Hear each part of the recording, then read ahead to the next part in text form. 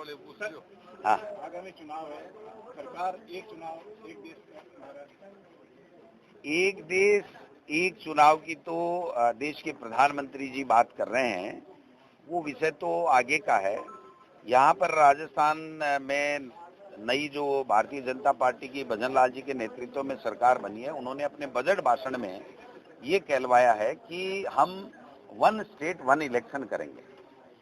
ये कहना बहुत आसान है, कर नहीं पाएंगे, क्योंकि जो कानून है वर्तमान में वो केंद्रीय कानून है पंचायती राज का, और केंद्रीय कानून में कोई संशोधन जब तक नहीं हो सकता, जब तक आप चाहे जैसे मनमर्जी से नहीं कर सकते। और राज्य में भी जो चुनाव हैं उसको आप पहले नहीं करा सकते, 6 महीने से ज्यादा रोक नहीं सकते। सरकार कवायद कर रही है, लेकिन सरकार की कवायद मुझे कहीं न कहीं ये लग रही है कि इनको भय है, डर है कि हम चुनाव जीत नहीं पाएंगे और हमारी छवि और ज्यादा खराब हो जाएगी। तो मैं समझता हूं कि इसको लिंगर ऑन करके कहीं न कहीं अटका करके 12 महीने 1.5 साल पे प्रशासक लगा करके नगर पालिका, नगर परिषदें, नगर निगम और पंचायत राज के तमाम संस्थाओं के ऊपर ये एक तरीके से कब्जा करना चाहते हैं और उसको सरकार के इशारे से चलाना चाहते हैं। उसका हम लोग पुरजोर विरोध करेंगे।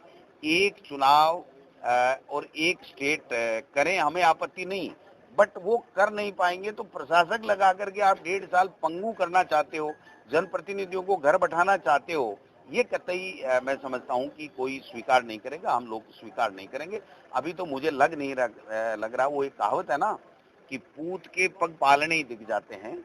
तो इनका जो 9 महीने का कार्यकाल है वो बिल्कुल फ्लॉप है। पूरे तरीके से राजस्थान की सरकार कोई काम नहीं कर पा रही है, ब्यूरोक्रेसी पूरी तरीके से हावी है, जनप्रतिनिधियों की चल नहीं रही है।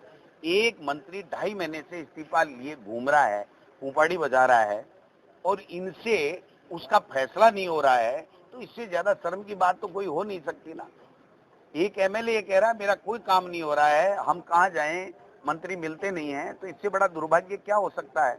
तो मैं समझता हूं कि ये जो सरकार है वो पूरी तरीके से दिल्ली से आई हुई पर्ची के आधार पे चलती है।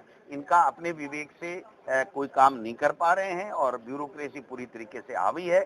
आज आप बताइए कि पूरी गर्मी निकल गई और जो हमने पेयजल के कार्य हमारी सरकार के समय स्वीकृत कराए थे, टेंडर प्रक्रिया जारी हो गई थी, उसको रोक दिया गया। आज तक वो रोक नहीं हटाई।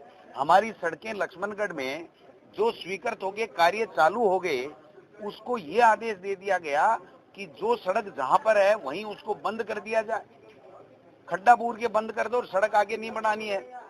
तो इससे बड़ा दुर्भाग्य क्या हो सकता है, इससे बड़ी फेलियर इस सरकार की क्या हो सकती है, मेरे समझ से परे है।